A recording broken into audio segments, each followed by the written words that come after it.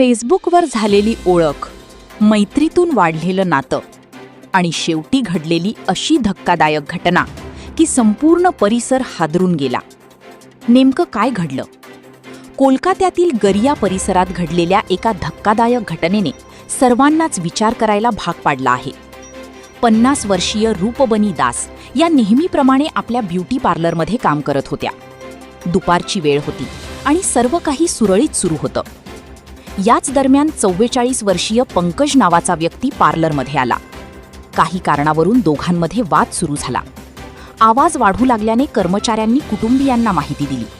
काही क्षणांतच परिस्थिती गंभीर बनली आणि परिसरात एकच खळबळ उडाली. प्राथमिक तपासात समोर आलेल्या माहितीनुसार रूपबनी आणि पंकज यांची ओळख फेसबुकवरून झाली होती. कालांतराने दोघांमध्ये मैत्री निर्माण झाली होती. मात्र अलीकडच्या काळात त्यांच्या संबंधांमध्ये दुरावा आल्याची माहिती समोर येत आहे.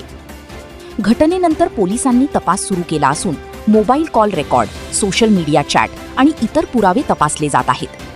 नेमकं कोणत्या कारणामुळे हा वाद इतका टोकाला गेला याचा शोध घेण्याचं काम सुरू आहे. ही घटना सोशल मीडियावरील ओळखींबाबत सावध राहण्याचा संदेश देऊन जाते.